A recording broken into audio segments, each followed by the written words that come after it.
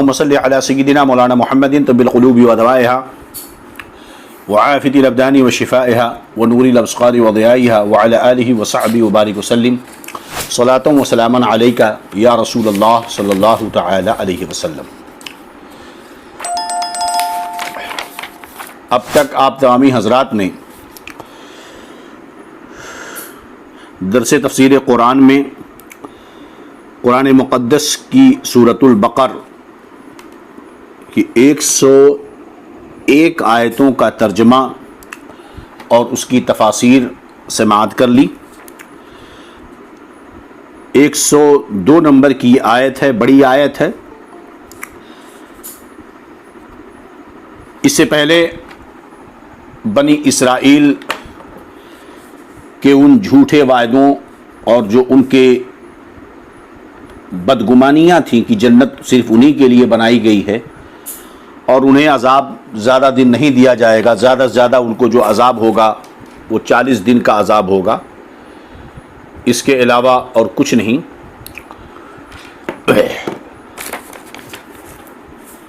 اللہ رب العزت نے ان کے ان باطل نظریات و عقائد اور جو ان کی جو یہ غلط گمان ان کے تھے ان کا رد فرمایا۔ اب ان کے بعد ان کا یہودیوں کے ایک اور تاریخ کا یہاں پر ذکر ہے اس آیت کریمہ میں، جو ان کی ایک اپنی تاریخ تھی اور غلط نظریات تھے کہ وہ حضرت سیدنا سلیمان علی نبینا علیہ الصلاۃ والسلام کو بھی جس طرح دیگر انبیاء کرام کی تکذیب کی، ان کی خواہش اور ان کی منشا کے مطابق احکام جب نہ آئے تو ان کی مخالفت کی، انکار کیا، یہاں تک کہ شہید کیا بہت سارے انبیاء کرام کو، اسی طرح ان لوگوں نے حضرت جبریل علی نبینا علیہ الصلاۃ والسلام کو اپنا دشمن کہا، اور حضرت سیدنا سلیمان علی نبینا علیہ الصلاۃ والسلام کو وہ لوگ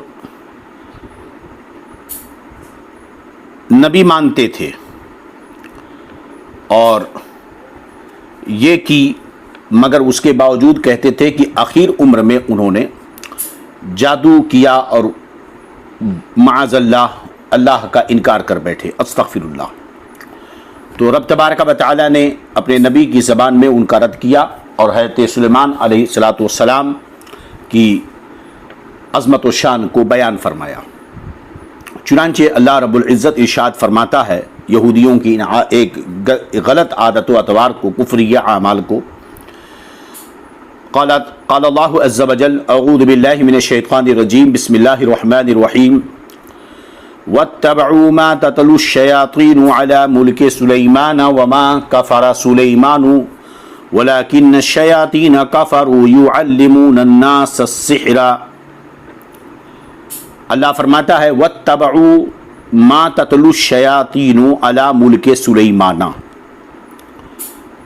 واتبعوا اور اس کے پیرو ہوئے، اس چیز کی پیروی کی، ما تتلو الشیاطین جو شیاطین پڑھا کرتے تھے، علی ملک سلیمان سلطنت سلیمان کے زمانے میں، وما کفر سلیمان اور سلیمان نے کفر نہ کیا، ولیکن الشیاطین کفروا ہاں شیطان کافر ہوئے، یعلمون الناس السحر لوگوں کو جادو سکھاتے، وما انزل علی الملکین ببابل ہاروت و ماروت اور وہ جو بابل میں دو فرشتوں ہاروت و ماروت پر اترا، وما يعلمان من احد حتى يقولا انما نحن فتنة فلا تکفر،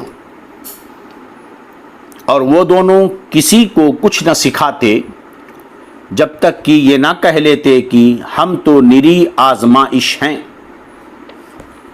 وما يعلمان من احد اور وہ دونوں کسی کو کچھ نہ سکھاتے یہاں تک کہ دونوں کہتے کہ ہم لوگ تو نری آزمائش ہیں، یعنی ہم تمہاری آزمائش کے لیے اتارے گئے ہیں۔ فلا تکفر تو اپنا ایمان نہ کھو، یعنی کفر نہ کرو۔ فیتعلمون منہما ما یفرقون به بین المرء وزوجہ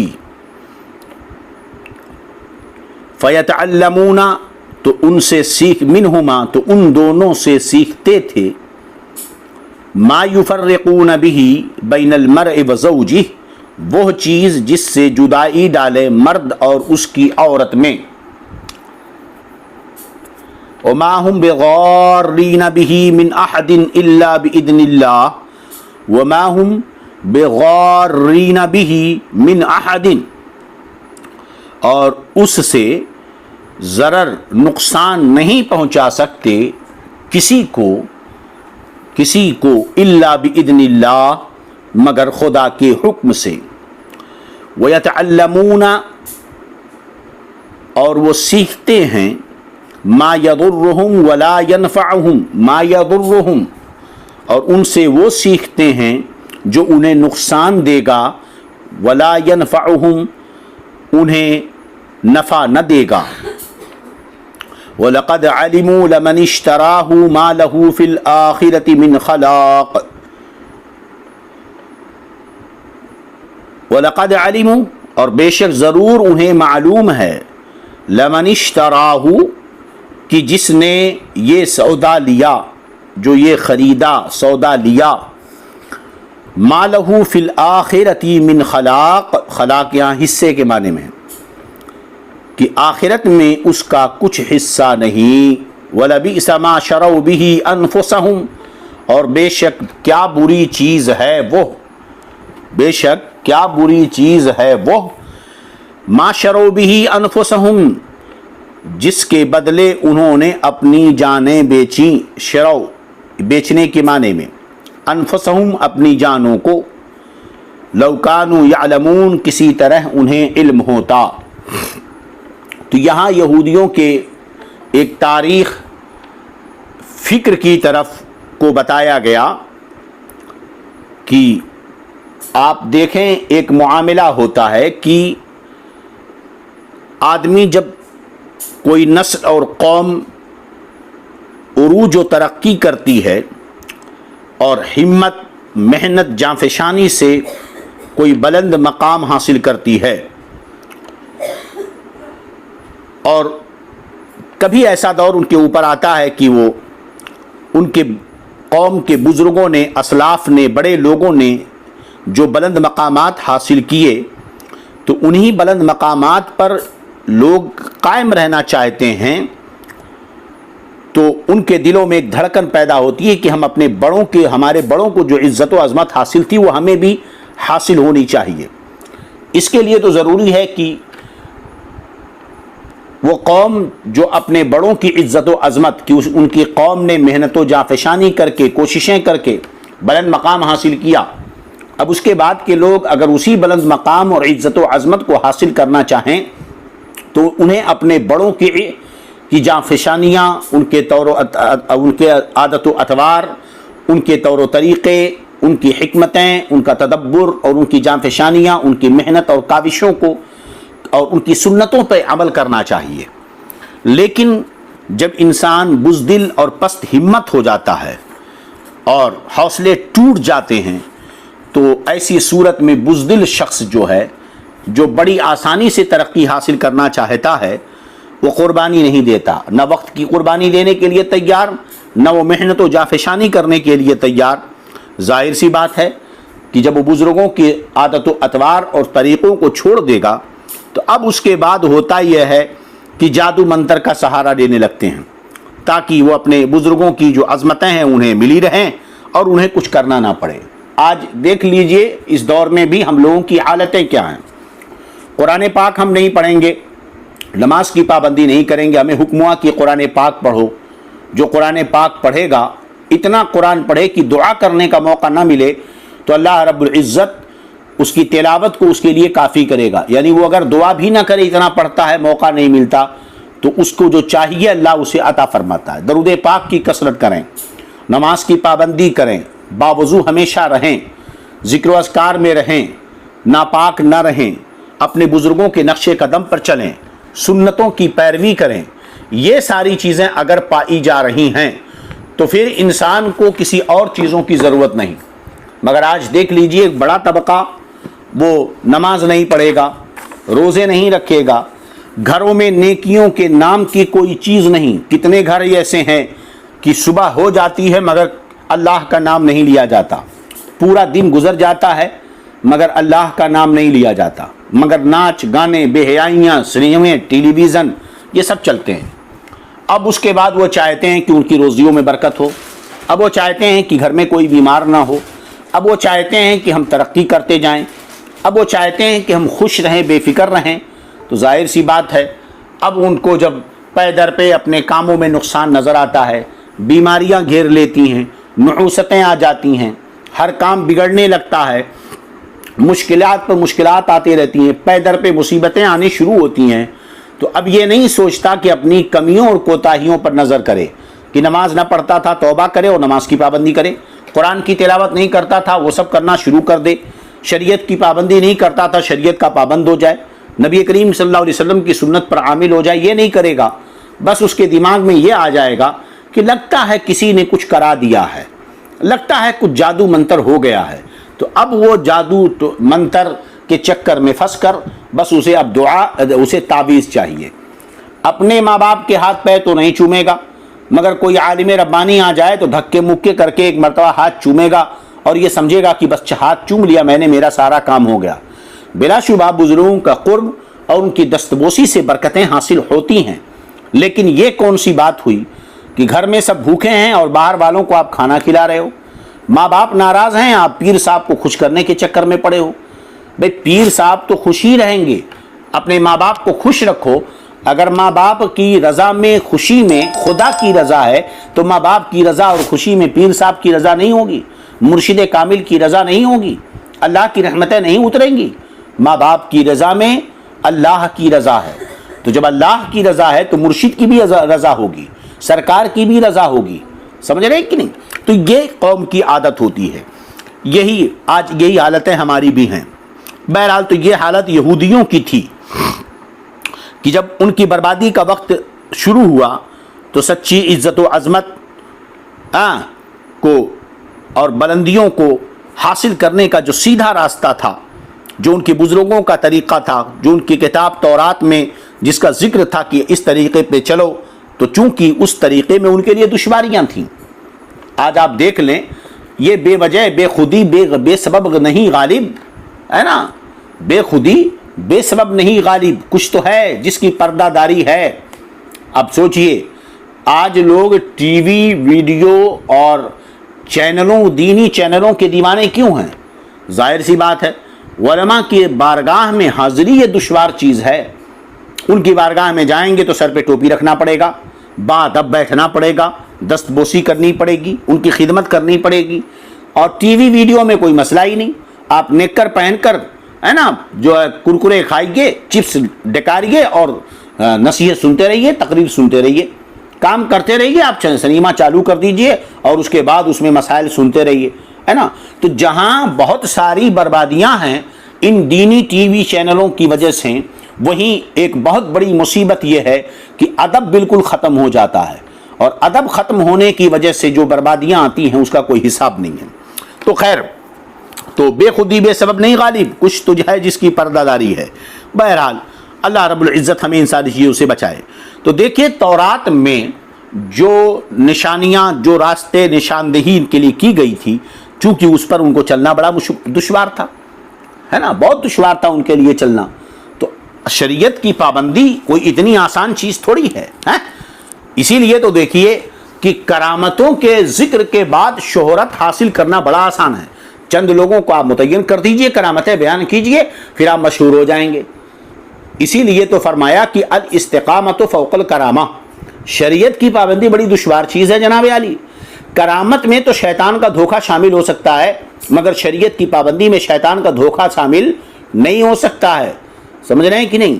تو بڑی آسان چیز ہے. اسی لیے سرکار خواجہ غریب نواز رضی اللہ عنہ فرماتے ہیں کہ جو شخص کرامتوں کے پیچھے گیا اس کی ترقی رک گئی, پھر وہ آگے نہیں بڑھ سکتا. فرمایا گیا الاستقامت فوق الکرامہ, شریعت کی پابندی کرامت سے بڑھ کر کے ہے. مجھے نام میں ذرا شبہ ہو رہا ہے, غالباً جنید بغدادی ہیں یا حسن بصری ہیں, غالباً حسن بصری ہے جو میرا زیادہ ذہن جا رہا ہے. ان کی بارگاہ میں ایک بندہ حاضر ہوا اور کئی مہینوں تک رہا, خدمت کرتا رہا. اس کے بعد ایک دن سامان باندھا اور چلنے لگا۔ حضرت حسن بصری رضی اللہ عنہ نے فرمایا میاں آپ تو آئے تھے، یہ بتاؤ کس لیے آئے تھے؟ اتنے دنوں تک آنے کا مقصد سمجھ میں نہیں آیا، خانقاہ میں پڑے رہے، کھاتے رہے، نماز پڑھتے رہے، سب کچھ کرتے رہے، اب چلے جا رہے ہو، کیوں آئے تھے بتایا نہیں آپ نے؟ انہوں نے کہا نہیں حضور ایک کام تھا، آیا تھا، مجھے کچھ فائدہ سمجھ میں نہیں آیا۔ فرمایا کہ بتاؤ فائدہ کیا، کس لیے آئے تھے؟ کہا نہیں حضور بس ایک نیت لے کر آیا تھا مگر وہ پوری ہوئی نہیں اس لیے میں جا رہا ہوں۔ حضرت نے اصرار کیا کیا تھا؟ کہا حضور اس لیے آیا تھا کہ آپ کی خانقاہ میں کہ کچھ دنوں تک رہوں گا، کوئی کرامت دیکھوں گا تو مرید ہو جاؤں گا۔ حضرت حسن بصری رضی اللہ عنہ جلال میں آئے، فرمایا ذرا میاں سنو تو صحیح، اتنے دنوں تک تم میری خانقاہ میں میرے ساتھ رہے، تم نے کبھی میرا کوئی کام ایسا دیکھا جو فرائض واجبات سنن کے خلاف رہا ہو؟ میں نے کوئی سنت ترک کی ہو، کوئی مکروہ ناجائز و حرام کام کیا ہو، کسی فرائض کو ترک کیا ہو؟ کیا میں نے سنت کے خلاف کوئی کام کیا؟ تو اس نے کہا نہیں حضور، سنت کے خلاف بھی، فرض واجب تو بڑی بات، سنت کے خلاف بھی آپ نے کوئی کام نہیں کیا ہے۔ آپ نے فرمایا کرامت جس کی تم تلاش میں آئے تھے یہ اس سے بڑھ کر کے ہے، کرامت سے بڑھ کر دین پر استقامت ہے۔ بس میں ماری کہ نہیں؟ تو اب یہ چیزیں ہوتی ہیں کہ آدمی جو بہت جلدی بڑی آسانی سے چیزیں حاصل کرتا ہے تو شیطان کے چنگل میں پھنس جاتا ہے۔ یہی حال ہوا یہودیوں کا کہ وہ توریت پر چلنا ان کے لیے دشوار تھا، اور اپنا جو ان کا جھوٹا وقار تھا، جو عظمتیں باپ داداؤں کی تھیں، وہ چاہتے تھے کہ ہمارے پاس باقی رہیں، اس لیے انہوں نے جادو وغیرہ کا سہارا لینا شروع کر دیا ہے۔ تو اس آیت کریمہ میں اسی چیز کا ذکر ہے، وَاتَّبَعُوا مَا تَتْلُو الشَّيَاطِينُ عَلَى مُلْكِ سُلَيْمَانَ، اور ان یہودیوں نے پیروی کی اس کی جو شیطان نے تلاوت کی، پڑھا حضرت سلیمان کی سلطنت میں۔ اب اس میں تلاوت تتلو، اگر تتلو واتبعو تو اتباع، واتبعو یہ اتباع، اس کے معنی ہوا پیروی کرنے کے۔ ما تتلو میں تتلو تلاوت سے مشتق ہے، اگر یہ تلاوت سے مشتق مانے تو اس کا معنی ہوا پڑھنا، اور اگر تلعن سے ماخوذ ہے تو اس کا معنی ہے پیروی کرنا۔ تو اس کا ایک معنی بہتان باندھنا بھی ہے۔ تو اس صورت میں آیت کا معنی کیا ہوگا کہ یہودی پیروی کرنے لگے اس چیز کی جس کا شیطان حضرت سلیمان پر بہتان باندھتا تھا۔ اگر اس کا معنی یہ لے کہ بہتان باندھنا، جس کا شیطان حضرت سلیمان پر بہتان باندھتا تھا۔ اب یہاں پر علی ملک سلیمان، یہ علی فی کے معنی میں ہے، اور علی فی کے معنی میں استعمال ہوتا ہے، یعنی حضرت سلیمان علیہ السلام کے عہد حکومت میں، اور علی اور فی ایک دوسرے کے معنی میں بکثرت استعمال ہوتے ہیں۔ تو ان لوگوں نے یعنی یہودیوں نے پیروی کی اس چیز کی جس کا شیطان بہتان باندھتا تھا حضرت سلیمان علیہ السلام پر ان کے دور حکومت میں۔ وما کفر سلیمان، حالانکہ حضرت سلیمان نے کوئی کفر نہیں کیا ہے، لیکن الشیاطین کفروا، لیکن شیطان نے کفر کیا، یعلمون الناس السحر، وہ لوگوں کو کیا جادو سکھاتا تھا۔ تو پہلے جادو کی حقیقت کو ہم بتا دیں تو اصحاب لغت نے جادو کی جو تعریف کی ہے وہ یہ کہ اصل السحر صرف الشیء عن حقیقتہ الی غیرہ، فکان الساحر لما ارى الباطل فی صورت الحق وخیل الشیء علی غیر حقیقتہ فقد سحر الشیء عن وجہہ اے صرفہ۔ تاج العروس میں یہی اس کی وضاحت کی گئی، یعنی سحر کا اصلی معنی ہے کسی چیز کی حقیقت کو بدل دینا، گویا جب ساحر جھوٹ کو سچ کر کے دکھاتا ہے یا چیز اپنی حقیقت کے خلاف نظر آنے لگتی ہے تو گویا اس نے اس شے کی حقیقت کو بدل دیا ہے۔ یہ تو ہے سحر کی لغوی تحقیق۔ اصطلاحی تحقیق یہ ہے کہ ایسے الفاظ، سحر کی اصطلاحی تعریف، ایسے الفاظ اور اعمال کے جاننے اور کرنے کو سحر کہا جاتا ہے جن سے انسان کو شیاطین کا تقرب حاصل ہوتا ہے اور وہ اس کے فرما بردار بن جاتے ہیں۔ لہذا ایسے اعمال اور ایسے طریقے جس میں انسان شیطانوں کا تقرب حاصل کر لیتا ہے اور شیطانوں کا جو ہے شیطان اس کے فرما بردار ہو جاتے ہیں۔ اب ہوتا کیا ہے تو سحری الفاظ و اعمال کے اثر سے کانوں اور آنکھوں پر ایک ایسی کیفیت طاری ہو جاتی ہے جس سے آواز آتی کچھ ہے اور سنائی کچھ دیتا ہے. آواز تو کچھ آتی ہے اور سنائی کچھ دیتا ہے, اور چیزیں اپنی حقیقت کے خلاف دکھائی دینے لگتی ہیں. البتہ بعض لوگوں کا خیال یہ ہے کہ چیزیں اپنی حقیقت کے خلاف صرف دکھائی ہی نہیں دیتی ہیں بلکہ ان کی حقیقت بھی بدل جاتی ہے. تو دو چیزیں ہیں کہ چیزیں جو حقیقت ہوتی ہیں اس کے خلاف دکھائی دینے لگتی ہیں, حالانکہ حقیقت نہیں بدلتی. مگر بعض لوگوں نے کہا نہیں, حقیقت بھی بدل جاتی ہے. جیسے جادوگر آپ کو ایک دستی لیتا ہے نا, ٹاول لیتا ہے, اسے کبوتر بنا دیتا ہے. تو اب یہ ہے کہ وہ ٹاول کبوتر نہیں بنتا مگر آنکھوں کو کچھ اور دکھائی دیتا ہے. بعض لوگ کہتے ہیں نہیں, وہ ٹاول کبوتر بن جاتا, حقیقت بدل جاتی ہے. تو یہ دونوں چیزوں کا قول کیا گیا ہے. تو یہ ہے جادو, سحر اور جادو. اچھا, جادو کے تعلق سے سیدنا امام اعظم ابو حنیفہ رضی اللہ عنہ کے نزدیک یہ ہے کہ ساحر کی سزا یہ ہے کہ اسے قتل کر دیا جائے اور اس کی توبہ قبول نہیں کی جائے گی. یہ سیدنا امام اعظم ابو حنیفہ رضی اللہ تعالی عنہ کا حکم ہے. یاد رہے اس میں تھوڑی سی جو ہے وضاحت ضروری ہے. پہلی چیز تو یہ کہ حضرت سلیمان کے عہد میں اس تعلق سے مفسرین نے ایک بات یہ لکھی ہے کہ حضرت سلیمان علیہ السلام کے پاس ایک انگوٹھی تھی جسے حضرت آدم علیہ السلام جنت سے لے کر کے آئے تھے. اس کی خاصیت یہ تھی کہ جو اسے پہنتا وہ دنیا اور ما فیہا کا مالک ہو جاتا تھا. ایک مرتبہ حضرت سلیمان علیہ السلام بیت الخلاء جاتے وقت وہ انگوٹھی اپنی بیوی امینہ کو آپ نے دے دیا. ادھر شیطان آپ کی صورت بنا کر آیا اور انگوٹھی مانگی, آپ کی بیوی نے انگوٹھی دے دی. شیطان نے وہ انگوٹھی پہن لی اور تخت سلیمان پر جا کر بیٹھ گیا. جب حضرت سلیمان علیہ السلام آئے اور انگوٹھی طلب کی تو بیوی حیران سی رہ گئی کہ بھئی ابھی تو آپ لے کر گئے, پھر یہ کون آ گیا؟ تو حضرت سلیمان علیہ السلام سمجھ گئے کہ یہ اللہ تعالیٰ کی جانب سے کوئی آزمائش ہے. شیطان جس کا نام صخر المارد تھا 40 دن تک آپ کی کرسی پر بیٹھا حکومت کرتا رہا. اس درمیان شیطان نے جادو کی کتابیں کرسی کے نیچے دفن کر دیا. پھر 40 دن مکمل ہونے پر حضرت سلیمان علیہ السلام بحکم الہی دوبارہ تخت نشین ہوئے اور آپ نے شیطان کو سزا دی. علامہ صابی نے اس کی وضاحت فرمائی ہے. تو علامہ پائی جاتی ہیں. تو ہم یہاں پر کچھ روایتوں میں یہ ہے جس کا ہم تذکرہ آگے کریں گے. بہرحال اب یہ کہ حضرت صدر الافاضل علامہ نعیم الدین مراد آبادی رضی اللہ عنہ فرماتے ہیں کہ یہودی حضور صلی اللہ علیہ وسلم کے زمانے تک اسی حالت میں رہے کہ وہ جادو سیکھتے سکھاتے رہے. یعنی اور ان کا عقیدہ یہ بن گیا, انہوں نے ایک من گھڑت بات پھیلا دی. اب اس میں ایک قول یہ بھی پایا جاتا ہے جو بعض مفسرین نے نقل فرمایا سحر کے حوالے سے کہ یہ واقعہ اس میں ہے کیا. تو ایک قول یہ ہے کہ حضرت سلیمان علیہ السلام کے زمانے میں بنی اسرائیل جادو سیکھنے میں مشغول ہوئے, تو حضرت سلیمان علیہ السلام نے ان کو اس سے روکا اور ان کی کتابیں لے کر اپنی کرسی کے نیچے دفن کر دیا.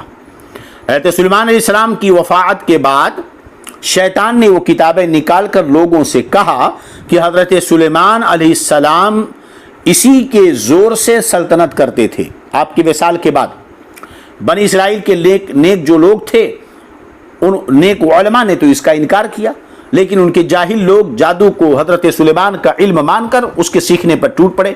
انبیاء کرام علیہ السلام کی کتابیں چھوڑ دیں کیونکہ جادو میں تو بہت کچھ مل رہا تھا, نبیوں کی کتابیں پڑھنی چھوڑ دیں. حضرت سلیمان علیہ السلام پر ملامت شروع کر دی. تو یہ آیت کریمہ نازل ہوئی کہ ہمارے آقا صلی اللہ علیہ وسلم کے زمانے تک یہودیوں کا یہی حال رہا کہ وہ حضرت سلیمان کو معاذ اللہ جادوگر سمجھتے رہے. اللہ تعالیٰ نے حضور نبی اکرم صلی اللہ علیہ وسلم کے ذریعہ حضرت سلیمان کے جادو سے براعت کا اظہار فرمایا. اس کو فرمایا وَمَا كَفَرَ سُلَيْمَانَ. یہ تو یہودیوں کا طریقہ تھا کہ وہ شیطان کے طریقے پر چل رہے تھے. شیطان نے جو جادو کی کتابیں یا یہ کہ تخت پر جب بیٹھا انگوٹھی لے کر اس وقت اس نے جادو کی کتابیں تخت پہ نیچے لوگوں کو جادو خوب سکھایا اور اس کی کتابیں بعد میں حضرت سلیمان علیہ السلام نے چھین کر تخت کے نیچے دفن کر دیا ہے نا.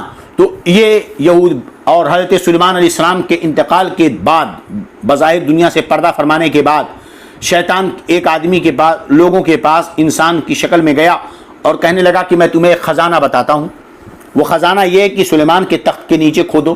حضرت سلیمان علیہ السلام کے تخت کو کھودا گیا تو نیچے وہ کتاب ملی. کہا دیکھو یہ خزانہ ہے, اس میں جو جادو ہے سلیمان اسی کے زور سے حکومت کرتے تھے اور ان کی طاقت و قوت یہی تھی.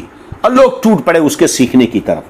اس کے بعد یہ چیز چلی آتی گئی اور لوگوں نے یہی سمجھا کہ معاذ اللہ حضرت سلیمان علیہ السلام جادوگر ہیں, اور یہ سرکار کے زمانے تک ان کا عقیدہ یہی بنا رہا کہ حضرت سلیمان علیہ السلام جادوگر ہیں. تو اللہ رب العزت نے یہاں پر اس کی وضاحت فرمائی کہ یہ تو یہودیوں کا طریقہ تھا کہ شیطان نے جو حضرت سلیمان پر تہمت باندھی تھی کہ ان کے دور حکومت میں ایسا ہوا تھا, یہ یہودی اسی کی پیروی کرتے رہے. حالانکہ سلیمان علیہ السلام نے کوئی کفر نہیں کیا, کیونکہ جادو کرنا سیکھنا سکھانا کفر ہے. اب اس کی تفصیل ہم یہاں پر کچھ وضاحت کر دیں. دیکھیے جادو کی تعریف تو آپ نے سماعت کر لی ہے نا. تو ایک جادو کی تعریف اور بھی سن لیں کہ علماء کرام نے جادو کی تعریف میں یہ بھی کہا ہے کہ کسی شریر بدکار شخص کا مخصوص عمل کے ذریعہ عام عادت کے خلاف کوئی کام کرنا یہ جادو کہلاتا ہے. اور جادو فرما بردار اور نافرمانوں کے درمیان امتیاز کرنے کی ایک چیز ہے. سمجھ رہے ہیں کہ نہیں؟ اچھا, جو جادو کفر ہے اس کا عامل اگر مرد ہو تو اسے قتل کر دیا جائے گا, اور جو جادو کفر نہیں اگر اس سے جان ہلاک ہوتی ہے تو اس کا عمل کرنے والا ڈاکو کے حکم میں ہے, مرد ہو یا عورت, یعنی اس کی سزا قتل ہے. اگر جادوگر توبہ کرے تو اس کی توبہ قبول کی جائے گی, حالانکہ امام اعظم فرماتے توبہ بھی قبول نہیں کی جائے گی.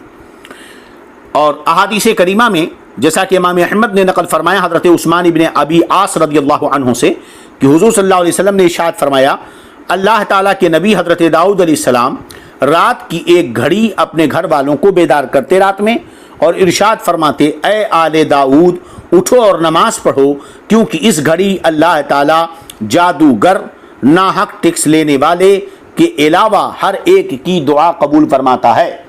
تو جو لوگ ناحق ٹیکس اصولتے ہیں, جرمانہ مالی لیتے ہیں یا جادوگری کرتے ہیں, ان کی دعا اللہ قبول نہیں کرتا. وہ ایک خاص وقت میں جگاتے تھے. پتہ چلا کہ جادو سیکھنا سکھانا کتنا بڑا جرم ہے. حضرت ابو موسیٰ اشعری رضی اللہ عنہ سے روایت یہاں پر موجود ہے کہ حضور اقدس صلی اللہ علیہ وسلم نے ارشاد فرمایا کہ شراب کا عادی, جادو پر یقین رکھنے والا اور قطع رحمی کرنے والا جنت میں داخل نہیں رہے گا. بات سمجھ میں آ رہی کہ نہیں؟ چلیے اب جو ہے یہاں پر اس بات کی وضاحت ہو جانی چاہیے کہ یہاں پر اللہ رب العزت نے حضرت سلیمان علیہ السلام کی برات میں یہ آیت کریمہ نازل فرمائی. یاد رہے کہ حضرت موسیٰ علیہ السلام کی شریعت کا حکم یہ تھا کہ اس میں سحر کرنا مطلقاً کفر تھا, مگر شریعت محمدی میں جو ہے اس میں تفصیل ہے. ہم نے جو تفصیل یہاں پر بیان کر دی. بہرحال یہاں یہ سمجھ لیں کہ جو شخص جادو کی صحت کا اعتقاد رکھے, یعنی اسے جائز تصور کرے اور جادو ہی کو مؤثر حقیقی جانے, وہ کافر ہے. اچھا, دوسری صورت, جو سحر کفر ہے اس کا عامل اگر مرد ہو تو قتل کر دیا جائے گا, اور عورت ہو تو اسے قید میں ڈالا جائے گا. ہے نا, یہ مسئلے کی ہم وضاحت کر رہے ہیں. اقوال الگ الگ ہم نے پیش کیے, مگر اب جو اصل مسئلہ ہے اس کو بیان کر رہے ہیں.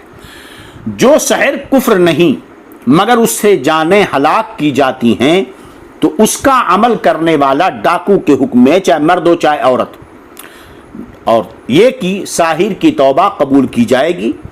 سحر کا سیکھنا سکھانا یہ اس وقت کفر ہے جب کہ اس میں کفریہ کلمات یا کفریہ شرطیں ہوں, کفار کے دیوی دیوتاؤں کی پوجا ہو, ان سے استعانت و مدد کی جائے شیاطین کی, یہ ساری شرطیں ہوں, اور اسے عمل کے لیے سیکھا یا سکھایا جائے. اور اگر حق و باطل میں امتیاز کے لیے ہو تو سکھانا سیکھنا دونوں جائز ہے, بشرطے کہ اس کے کفریات کا معتقد نہ ہو۔ چلیے، تو اب یہاں پر ہم نے جادو کے احکام اور ان ساری چیزوں کی وضاحت ہم نے کر دی۔ تو اللہ فرماتا ہے کہ چونکہ یہ یہودی شیطان نے جو حضرت موسیٰ پر بہتان باندھا تھا اسی کی وہ پیروی کرتے رہے۔ اللہ نے فرمایا شیطان نے یہودیوں کو یہی سکھایا تھا کہ سلیمان نے کفر کیا، معاذ اللہ سلیمان نے جادو سکھایا اور جادو کے زور پر وہ حکومت کرتے تھے۔ اللہ فرماتا ہے کہ سلیمان نے کفر نہیں کیا ہے کیونکہ جادو یہ کفر ہے۔ اب ان کے اعتقاد کو چند سمجھیں۔ یہود و نصارہ حضرت سلیمان علیہ السلام کی رسالت کو مانتے تھے اور خشک و تر پر ان کی فرما ان کی حکومت کا بڑے فخر سے ذکر کرتے تھے، مگر وہ یہ بھی کہتے تھے کہ آخری عمر میں حضرت سلیمان نے توحید کو چھوڑ دیا اور اپنی مشرک بیویوں کے باطل خداؤں کی پرستش کرنے لگے۔ چنانچہ بائبل میں جو بائبل ہے اس میں یہ لکھا ہوا ہے کہ سلیمان بادشاہ فرعون کی بیٹی کے علاوہ بہت سی اجنبی عورتوں سے محبت کرنے لگا اور سلیمان انہی کے عشق کا دم بھرنے لگا اور ان کی بیویوں نے اس کے دل کو پھیر دیا، کیونکہ جب سلیمان بوڑھا ہو گیا تو اس کی بیویوں نے اس کے دل کو غیر معبودوں کی طرف مائل کر لیا اور اس کا دل خداوند اپنے خدا کے ساتھ کامل نہ رہا۔ سلیمان علیہ السلام نے خداوند کے آگے بدی کی اور خداوند سلیمان سے ناراض ہوا کیونکہ اس کا دل خداوند اسرائیل کے خدا سے پھر گیا۔ نعوذ باللہ من ذالک، استغفر اللہ، یہ بائبل میں لکھا ہوا ہے، ٹھیک ہے۔ تو سلیمان نبی علیہ السلام پر ان لوگوں نے شرک کا صریح الزام لگایا اور دنیا آپ کو اسی طرح سمجھتی بھی رہی، یہاں تک کہ اللہ کے حبیب صلی اللہ علیہ وسلم اور سارے انبیاء و رسول کی عزت و ناموس کے نگہبان ہمارے آقا خاتم النبیین صلی اللہ علیہ وسلم جب تشریف لائے اور اپنے یہ رب کا فرمان سنایا دنیا کو کہ غور سے سن لو، جو تم نے یہ خیالات گڑھے ہیں، شیطان کے فکر کی پیروی کی ہے، اس کو حقیقت سن لو۔ وما کفر سلیمان جلیل القدر پیغمبر تھے اور پیغمبر شرک و کفر نہیں کرتے، ان کا شرک و کفر سے کیا واسطہ ہے، سمجھ رہے کہ نہیں؟ لیکن نصارہ نے تعصب کی وجہ سے اس حقیقت کو تسلیم نہیں کیا، لیکن صدیاں گزرنے کے بعد آخر کار انہیں تسلیم کرنا پڑا کہ جو خدائے برحق نے اپنے نبی برحق کی زبان حقیقت ترجمان سے کہلوایا کہ سلیمان نے کفر نہیں کیا، جادو نہیں کیا۔ چنانچہ انسائکلوپیڈیا برٹانیکا جلد 2 صفحہ 952 پر محققین یہاں پر یہ لکھا ہے، لکھنا پڑا محققین کو کہ سلیمان علیہ السلام خدائے واحد کے مخلص پرستار تھے۔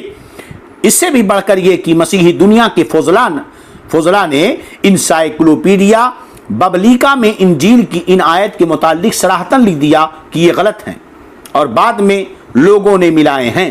سبحان اللہ، اللہ ذالک ہے۔ حضرت سلیمان تہمت شرک سے مبرہ ہیں۔ اللہ تعالیٰ نے قرآن اور حامل قرآن کی اس صفت کا بار بار اعلان فرمایا کہ وہ پہلے انبیاء و رسول اور آسمانی کتابوں کی تصدیق کرنے کے لیے آیا اور ان کی تہمتوں اور بہتانوں سے ان کی برات کرنے کے لیے آیا، جو صرف غیروں ہی نے نہیں بلکہ ان کے اپنے ماننے والوں نے بھی اپنے انبیاء پر چسپاں کر رکھی تھی۔ جن لوگوں نے بھی انبیاء کرام پر غلط الزامات لگائے، یہ قرآن ان انبیاء کی صداقت، ان کی سچائی، پاک دامنی کو بیان کرنے کے لیے آیا، اور یہ نبی برحق محبوب دو جہاں آخری پیغمبر ہمارے نبی محمد الرسول اللہ صلی اللہ علیہ وسلم اب تمام انبیاء اور دین اسلام کی عزت و عظمت کے لیے اور تمام انبیاء کی عظمتوں کی تحفظ کے لیے دنیا میں تشریف لائے، ان کی تصدیق کرنے کے لیے۔ تو یہ ہم نے جو ابھی پیش کیا، علامہ پیر کرم شاہ ازہری رحمۃ اللہ علیہ نے جو ہے تفسیر ضیاء القرآن میں جو ہے یہ نقل فرمایا ہے بائبل کے حوالے سے اور انسائکلوپیڈیا کے حوالے سے، جس کو ہم نے یہاں پر ذکر کیا ہے۔ اب یہ تو حضرت سلیمان علیہ السلام کی برات کا یہاں پر ذکر ہو گیا جو اتنی آیتوں میں تھا۔ یہ بات اگر آپ کے ذہن میں آ گئی تو وَاتَّبَعُوا مَا تَتْلُو الشَّيَاطِينُ عَلَى مُلْكِ سُلَيْمَانَ وَمَا كَفَرَ سُلَيْمَانَ وَلَكِنَّ الشَّيَاطِينَ كَفَرُوا يُعَلِّمُونَ النَّاسَ السِّحْرَ۔ سلیمان نے کفر نہیں کیا، شیطان نے کفر کیا، لوگوں کو یہ جادو سکھاتے تھے۔ یہ وضاحت یہاں پر ہو گئی کہ حضرت سلیمان علیہ السلام کی برات کا اظہار جو ہے قرآن مقدس نے بیان فرمایا۔ یہاں یہ بات پتہ چل گئی سبحان اللہ کہ پیغمبروں کے تعلق سے دشمنان اسلام کے جو الزامات ہیں ان کو دور کرنا اللہ تعالیٰ کی سنت ہے، جیسا کہ لوگوں نے حضرت سلیمان پر جادوگری کی تہمت لگائی اور اللہ تعالیٰ نے اس آیت میں اس تہمت کو دور فرمایا، اور یہ بھی معلوم ہوا کہ جادو کرنا کبھی کفر بھی ہوتا ہے جبکہ اس میں کفریہ الفاظ ہوں۔ اب آگے کی آیت، وما انزل على الملكين ببابل هاروت وماروت وما يعلمان من احد حتى يقولا انما نحن فتنة وما انزل على الملكين، ہے نا، اور وہ جو بابل میں دو فرشتوں ہاروت و ماروت پر اترا اور وہ دونوں کسی کو کچھ نہ سکھاتے جب تک کہ یہ نہ کہہ لیتے کہ ہم تو نری آزمائش ہیں۔ یہ ہاروت و ماروت کے تعلق سے یہاں پر ذکر فرمایا۔ یاد رہے کہ ہاروت و ماروت کے تعلق سے بہت سارے واقعات کتابوں میں موجود ہیں، من گھڑت واقعاتوں کا ذکر ہے، مگر اس کی کوئی حقیقت نہیں ہے۔ مشارحین اور ان سارے لوگوں نے سختی سے اس کا رد فرمایا ہے۔ بات سمجھ میں آ رہی کہ نہیں؟ ہاں، چلیے یاد رہے کہ ہاروت اور ماروت یہ فرشتے تھے، حقیقی فرشتے تھے، ایسا نہیں کہ فرشتہ صفت انسان تھے جیسا کہ بعض لوگوں نے یہ قول کیا ہے، کیونکہ کبھی کبھی نیک انسان پر بھی ملک کا استعمال ہوتا ہے، تو حقیقت یہ ہے کہ وہ حقیقتاً فرشتے تھے، انسان نہیں تھے۔ بات سمجھ رہی کہ نہیں؟ ہاں، تو یہ جو دو ہاروت و ماروت تھے، اور یہاں پر بابل کا لفظ ہے۔ بابل ایک شہر کا نام ہے، مورخین کے مطابق یہ دریائے فرات پر واقع ایک آباد اور مشہور شہر تھا جو ایک عرصے تک عراق کا دارالسلطنت رہا، پھر بخت و نصر کے مرنے کے بعد تباہ ہو گیا، اور اب دریائے فرات کے دونوں طرف اس شہر کے کھنڈرات ملتے ہیں، اور یہ بابل علمیت اور عجمہ کی وجہ سے غیر منصرف ہے۔ اب اس کا جو نام پڑا ہے بابل، اس کی وجہ کیا ہے؟ سمجھ رہے کہ نہیں؟ اس کی وجہ تسمیہ کیا ہے؟ اس کے تعلق سے یہ بیان کیا گیا کہ حضرت نوح علیہ السلام نے کشتی سے اتر کر پہلے اسی جگہ قیام کیا، یعنی بابل شہر میں، اور اسی کو شہر بنایا اور اس کا نام 80 رکھا۔ ایک ہی دن میں یہاں 80 زبانیں جاری ہوئیں، 80 زبان جاری ہوئی ایک ہی دن میں، 80، تو اس کا نام ہی 80 رکھا۔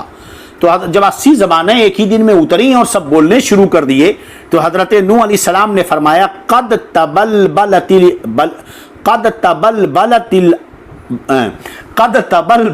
السنتہم، دیکھیے اتنا بلبلا ہو گیا کہ مشکل ہو رہا ہے۔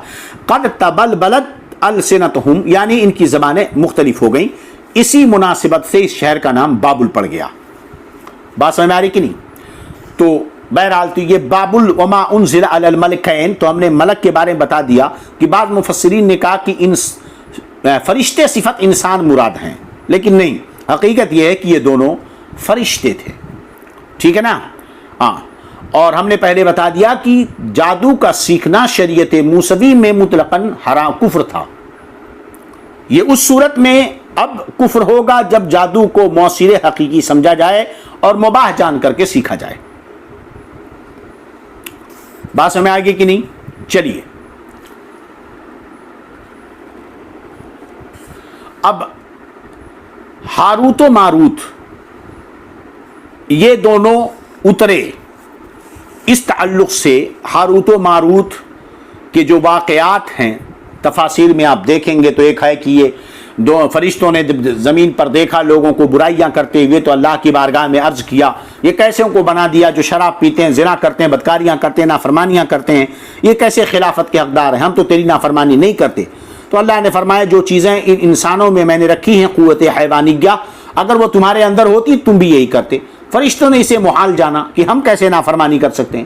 اللہ نے فرمایا ٹھیک ہے تو اپنے میں سے کسی دو کو منتخب کر دو، انسانوں کے اندر جو قوت حیوانیہ میں نے رکھی ہیں وہ اس میں ڈال دیتا ہوں، وہ نیچے اتریں پھر دیکھتے ہیں۔ تو فرشتوں نے اپنے درمیان سب سے بہتر 2 لوگوں کو چنا، ایک کا نام ہاروت تھا، ایک کا ماروت۔ اللہ نے ان کے اندر فطرت حیوانیہ ڈالی اور وہ زمین پر اتارے گئے۔ یہاں پر یہ واقعہ بیان کیا جاتا ہے نا۔ تو بہت سی گڑی ہوئی چیزیں کہ وہ یہاں پر آئے اور انہوں نے یہاں پر ایک خوبصورت عورت کو دیکھا اور اس پر فریفتہ ہو گئے، اس سے جو ہے نکاح کرنا چاہا، وہ بدکاری کرنی چاہیے، اس نے مانا نہیں، پھر اس نے قتل کروایا، پھر شراب پلوایا، اور اس کے بعد اسم اعظم ان سے سیکھا، ادھر یہ کہ جب تم سکھا دو گے تو میں تمہارے ساتھ جو ہے قربت کروں گی۔ انہوں نے سکھایا، وہ پڑھ کر اوپر چلے گی، زہرہ ستارہ جو ہے وہی ہے نا جو آسمان میں چمک رہا۔ یہ سب من گھڑت واقعات ہیں۔ حالانکہ مجھے یاد آتا ہے، میں موقع نہ ملا اس کو دیکھنے کا، غالباً علامہ جو ہے یار خان نعیمی رحمۃ اللہ علیہ نے تفسیر نعیمی میں اس کی وضاحت یہ فرمائی کہ کسی واقعے کو رد کرنا بے معنی ہے، اگر اس کی تصحیح ہو سکے تو تصحیح کرنی چاہیے۔ مثلا یہ کہ فرشتہ ہونے کے اعتبار سے ان سے گناہ ہونے کا تصور نہیں کیا جا سکتا، کیونکہ فرشتے معصوم ہوتے ہیں۔ لیکن جب وہ فرشتے جب ہاروت و ماروت زمین پر اترے تو اب وہ فرشتے نہ تھے، اتارے تو فرشتے تھے لیکن اب وہ فرشتے نہیں تھے، بلکہ ان کی حقیقت بدل دی گئی تھی، اور ان میں انسانوں کے اندر جو فطرت حیوانیہ ہوتی ہے جس کی وجہ سے وہ اپنے صنف مخالف کی طرف جھکتا ہے، یعنی مرد ہے تو عورت کی طرف، عورت ہے تو مرد کی طرف، یہ فطرت ان کے اندر ڈال دی گئی۔ تو اب جو انہوں نے غلطیاں کی وہ فرشتے ہونے کی وجہ سے نہیں کی ہیں، لہذا اس واقعے کو رد کرنے کی ضرورت نہیں ہے۔ مجھے یاد آتا ہے ذہن میں بہت پہلے جو میں نے مطالعہ کیا تھا، اس پر ہم دیکھیں گے تو کل انشاءاللہ اس پر گفتگو کر دیں گے، مگر یاد رہے کہ قول راجح جو میں بیان کر رہا ہوں یہ تو ہوا کہ کسی واقعے کی تصحیح کی جانب کوشش کرنا، لیکن اس سے کوئی فائدہ نہیں، اس لیے تصحیح کی جانب بھاگے مت۔ صحیح اور راجح قول یہ ہے کہ ہاروت و ماروت 2 فرشتے تھے جنہیں اللہ نے بندوں کی آزمائش کے لیے علم سحر دے کر دنیا میں بھیجا۔ یہ فرشتے لوگوں کو جادو کا علم سکھاتے تھے، مگر سکھانے سے پہلے بتا دیتے تھے کہ عمل جادو کا یہ کفر اور شرک ہے، جو اسے سیکھے اور اس پر عمل کرے گا وہ کافر ہو جائے گا، اور جو اسے بچے گا وہی مومن رہے گا۔ جب وہ لوگ یہ بتا دیتے تھے اس کے بعد بھی جو اپنے ایمان کی پرواہ نہ کرتا اور علم جادو کا علم سیکھنے کی ضد کرتا اسے سکھا دیتے۔ اس طرح بندوں کا امتحان ہو جاتا کہ کون خدا کی رضا چاہتا ہے اور کون شیطان کی پیروی کرتا ہے۔ ہاروت و ماروت کے واقعے کی حقیقت اسی قدر ہے، اور جو مذکور ہوئی، اس کے علاوہ جو کچھ ہے وہ بے اصل گڑھی ہوئی کہانیاں ہیں۔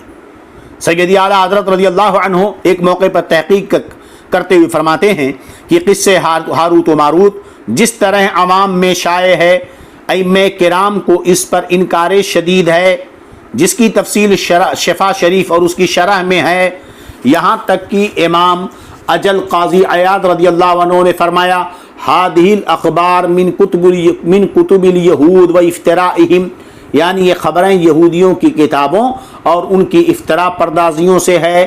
راجح یہی ہے کہ ہاروت و ماروت 2 فرشتے ہیں جن کو رب عز و جل نے ابتلاء خلق کے لیے مقرر فرمایا۔ جو سحر سیکھنا چاہے اسے نصیحت کریں کہ انما نحن فتنۃ فلا تکفر، ہم تو آزمائش ہی کے لیے مقرر ہوئے ہیں تو کفر نہ کرو، اور جو نہ مانے انہیں اپنے پاؤں جہنم میں جائیں، جو نہ مانے اپنے پاؤں جہنم میں جائے، اسے تعلیم کریں تو وہ طاعت میں ہے نہ کہ معصیت میں۔ یعنی فرشتے تو طاعت میں ہیں، اللہ نے انہیں حکم ہی دیا تھا کہ پہلے وضاحت کر دینے کہ سیکھنا کفر ہے، نہیں سیکھنا ایمان ہے، تو یہ رب کا حکم تھا، انہیں وہ کر رہے تھے، سمجھے کہ نہیں؟ ان کے ذریعہ بندوں کی آزمائش ہو رہی تھی کہ اے بندوں، جادو سیکھ کر دنیا میں کتنا تم شیطان کے پیچھے بھاگنا چاہتے ہو، اور نص سیکھ کر کے تم اللہ کی پیروی کرنا چاہتے ہو۔ بہی قال اکثر المفسرین علی ما عز علیہم من الشفاء شریف، یہی اکثر محققین کا قول ہے۔ تو اب یہ جو ہے ہم نے یہاں پر قصے ہاروت و ماروت کی جو باتیں ہیں اس کو ہم نے آپ کے سامنے ذکر کر دیا۔ اسی کا ذکر آگے اللہ فرماتا ہے وما انزل علی الملکین ببابل ہاروت و ماروت، اور جو دو فرشتوں پر اترا بابل میں ہاروت و ماروت پر. کہاں گیا یہ؟ ہاں کہ جو بابل میں دو فرشتوں ہاروت و ماروت پر اترا اور وہ دونوں کسی کو کچھ نہ سکھاتے. وما يعلمان من احد، اور وہ دونوں کسی کو کچھ نہ سکھاتے. حتی یقولا انما نحن فتنۃ، یہاں تک کہ وہ کہتے کہ ہم تو نیرے فتنے ہیں. فلا تکفر، تو اپنا ایمان برباد نہ کرو. اب اگر کوئی پھر ضد کرتا فیتعلمون منہما ما یفرقون به بین المرء وزوجہ، تو ان دونوں سے وہ لوگ وہ سیکھتے جس کے ذریعہ وہ جدائیگی کرتے تھے شوہر اور بیوی کے درمیان. پتہ چلا کہ شوہر اور بیوی کے درمیان جدائی کروانا کتنا بڑا جرم ہے. یہ جادو سا جرم ہے. خاص طور پر جادوگر شوہر اور بیویوں کے درمیان جدائیگی کا کام کرتے ہیں. یہ بہت بڑا اثر. اسی لیے عموماً جو معوذین ہیں، دعا تعویذ کرنے والے، جب ان کے پاس عورتیں تعویذ بنوانے کے لیے آئیں یا مرد تعویذ بنانے کے لیے آئے اور ایسا کوئی معاملہ ہو، ہاں جیسے کسی صاحب نے ایک مرتبہ پوچھا کہ اگر کسی کو کسی لڑکی سے محبت ہو جائے تو وظیفہ بتا دیجئے. ہاں یہ سب بیکار کے چوچلے ہوتے ہیں. کون سی محبت اور کیا ہے؟ وہی محبت ذرا قرآن سے کر لے، وہی محبت سرکار سے کر لے، وہی محبت دین سے کر لے. وہاں محبت کرنے میں تیری تباہ و بربادی ہے اور یہاں پر دنیا اور آخرت کی آبادی ہے. دونوں چیزیں سوچ لیں. تو عورتیں اکثر آ کر جو ہے شوہروں کی شکایتوں پر بہت زیادہ توجہ دیتی ہیں. تو دیکھیے کہ بنا دیجئے، ہماری بات مانیں، اور ہم بالکل ہماری طرف توجہ نہیں دیتا اور ہماری باتیں نہیں مانتا، خیال نہیں کرتا، گالیاں دیتا ہے، خرچہ نہیں دیتا، بچوں کو نہیں مانتا. اور ایک بڑا خطرناک زہر عورتوں کی دماغ میں رہتا ہے، لگتا ہے کہیں کچھ گڑبڑ ہے. وہ رات میں دیر سے آتے ہیں، وہاں بزی رہتے ہیں، ایسا کرتے ہیں، جب دیکھو تو فون آتا ہے تو باہر چلے جاتے ہیں. یہ جو خطرناک جو ہے وائرس دماغ میں ہے، یہ بڑا خطرناک ہوتا ہے. اپنی زندگی کو بہتر کرنے کے لیے سب سے پہلے شک اور شبہ کو دماغ سے نکالنا چاہیے. جہاں پر شک اور شبہ پیدا ہو گئے اس کا کوئی علاج نہیں ہے. شک بہت خطرناک بیماری ہے. سمجھ رہے ہیں کہ نہیں؟ اس چیز کو ہمیشہ ذہن میں رکھیں. لہذا معوذین حضرات جو تعویذ بناتے ہیں، اگر ایسی عورتیں جو اگر کہیں ایسی جگہ پڑ گئی تو ایسی تعویذ دیں جس سے دونوں کی آپس میں محبت ہو. یعنی ایسا نہیں کہ صرف شوہر ہی غلام بن جائے بیوی کا. اگر بند کرتے ہیں تو ایسا کریں، قرآنی آیات اور جو بزرگوں سے منقول اعمال ہیں، ہم سے اگر کوئی بولتا ہے تو ہم تو ایسا ہی کرتے ہیں تاکہ شوہر بیوی سے کرے اور بیوی شوہر سے کرے. بلکہ اس میں ایک بڑا خطرناک موڑ یہ آتا ہے کہ ساس ستا رہی ہے، سسر بہت ستا رہا ہے، بہت ظلم کرتا ہے، تو کچھ ایسا، اور شوہر ماں باپ کی بات سن کر میرا خیال ہی نہیں کرتا. کچھ تو یہاں تک مجھے مار دیا، میرا سر پھٹ گیا، مجھے مار دیا، میرے جسم میں زخم پڑا ہوا. ممکن ہے ایسا بھی ہوتا ہے، بڑے بدتمیز قسم کے ہوتے ہیں کچھ ایسے لوگ بھی. تو ایسی صورت میں ایسا کرنا چاہیے کہ صرف شوہر ہی بیوی سے محبت کرے، یہ نہیں ہونا چاہیے، بلکہ بیوی بھی شوہر سے محبت کرے اور پورا گھر بہو سے اور بہو پورے گھر سے محبت کرے. ایسا طریقہ اپنانا چاہیے. خیر، تو یہاں فرمایا وَمَا يُفَرِّقُونَ بِهِ بَيْنَ الْمَرْءِ وَزَوْجِهِ، وہ سیکھتے ہیں جس سے وہ شوہر اور بیوی کے درمیان اختلاف کرتے ہیں. اب اللہ رب العزت ارشاد فرماتا ہے وَمَا هُمْ بِضَارِّينَ بِهِ مِنْ أَحَدٍ، کہ یاد رکھو اس کے ذریعہ وہ کسی کو، ہے نا، اس کے ذریعہ اس سے ضرر نہیں پہنچا سکتے کسی کو مگر خدا کے حکم سے. ہاں اس لیے بہت زیادہ دعا تعویذوں کے چکر میں مت رہو. ہاں جو لوگ زیادہ دعا تعویذوں کے چکر میں پڑتے ہیں، ہاں وہ اپنا سب کچھ تباہ و برباد کر دیتے ہیں. چلیے، تو اس کو فرشتے کہتے تھے کہ دیکھو مت سیکھو، اپنا ایمان ضائع مت کرو. ہاں تو اس کے باوجود جو سیکھنا چاہتا تھا وہ سیکھتا تھا. تو گویا کہ یہ جو ہاروت و ماروت اترے تھے، ہے نا، یہ فرما برداروں اور نافرمانوں کے درمیان ایک امتحان تھا. سمجھے کہ نہیں؟ ہاں، اللہ فرماتا ہے وَمَا هُمْ بِضَارِّينَ بِهِ مِنْ أَحَدٍ. اس سے یہ مسئلہ پتا چلا کہ ہر چیز میں موصل حقیقی اللہ تعالیٰ ہے اور اسباب کی تاثیر اللہ تعالیٰ کی مشیت یعنی چاہنے کے تحت ہے. یعنی اللہ عز و جل چاہے تو ہی کوئی چیز اثر کر سکتی ہے، اگر اللہ تعالیٰ نہ چاہے تو آگ نہ جلا سکتی ہے، پانی نہ بجھا سکتی ہے، دوا سے شفا نہیں مل سکتی۔ وہ اگر چاہ لے تو پانی آگ جو ہے نا، اگر وہ چاہ لے تو جناب آگ سے پیاس بجھے اور پانی میں آگ لگے۔ اگر وہ چاہ لے تو آنکھیں سنیں اور کان بولے، زبان سونگھے، ناک دیکھے، اگر وہ چاہے۔ ہاں، یہ ساری تاثیریں رب تبارک و تعالیٰ کی طرف سے ہے۔ یاد رہے کہ جادو میں اثر تو ہوتا ہے، اس میں کوئی دو رائے نہیں ہے، مگر جب جادو میں نقصان کی تاثیر ہے تو سوچو قرآنی آیات میں شفا ضرور ہے۔ وَنُنَزِّلُ مِنَ الْقُرْآنِ مَا هُوَ شِفَاءٌ وَرَحْمَةٌ لِّلْمُؤْمِنِينَ۔ سمجھ رہے ہیں کہ نہیں؟ ہاں، یوں ہی جب کفار جادو سے نقصان پہنچا سکتے ہیں تو خدا کے بندے بھی کرامت کے ذریعہ نفع پہنچا سکتے ہیں۔ حضرت عیسیٰ علیہ السلام نے بیماروں کو، اندھوں کو، کوڑیوں کو شفا بخشا، جس کا ذکر قرآن پاک میں موجود ہے۔ بات سمجھ رہے ہیں کہ نہیں؟ ہاں، تو اس لیے یہ بھی کہنا صحیح نہیں کہ جادو میں اثر نہیں ہوتا ہے، اور یہ بھی تصور کر لینا کہ جادو ہو گیا تو اب ٹھیک ہی نہیں ہوگا۔ ہم نے اس سے پہلے وظائف بتا دیے تھے، آپ حضرات اس پر عمل کریں گے تو انشاءاللہ جادو کی تباہ کاریوں سے اور بلاؤں سے محفوظ ہو جائیں گے۔ ٹھیک ہے، چلیے اب اس کے بعد آخری آیت آج کے درس کی، اللہ فرماتا وَلَوْ أَنَّهُمْ آمَنُوا وَاتَّقُوا لَمَثُوبَةٌ مِّنْ عِندِ۔ اچھا، یہاں مکمل ہو گیا نا۔ یہ وہ کسی کو اللہ کے حکم کے بغیر نقصان نہیں پہنچا سکتے۔ وَيَتَعَلَّمُونَ مَا يَضُرُّهُمْ وَلَا يَنْفَعُهُمْ، وہ وہی سیکھتے ہیں جو انہیں نقصان پہنچاتا ہے، اسے نفع نہیں ہے، کہ ایمان برباد ہوگا، دنیا تباہ ہوگی، جادوگروں کی شکلیں بدل جاتی ہیں، منہ سے بدبو آنے لگتی ہے، سمجھ، لیکن ان کے پاس بیٹھنے پر ایک نحوست سی محسوس ہوتی ہے، نحوست لگتی ہے۔ کاش وہ جانتے جو انہوں نے خریدا ہے کہ آخرت میں ان کا کوئی حصہ نہیں، جب کفر کیا تو جہنم میں جائیں گے۔ کتنا ہی برا سودا کیا انہوں نے اپنی جانوں کا، کاش انہیں اس کا علم ہوتا۔ اللہ ارشاد فرماتا ہے وَلَوْ أَنَّهُمْ آمَنُوا وَاتَّقُوا لَمَثُوبَةٌ مِّنْ عِندِ اللَّهِ خَيْرٌ لَوْ كَانُوا يَعْلَمُونَ۔ وَلَوْ أَنَّهُمْ،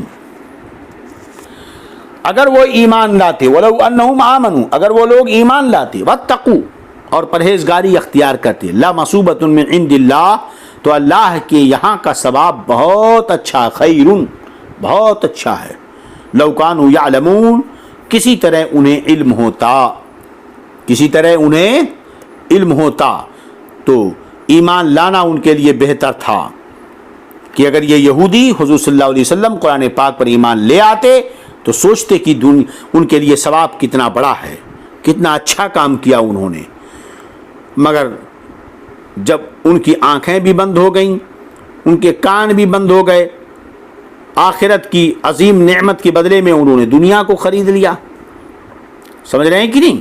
تو پھر ان کے لیے بربادی ہی بربادی ہے۔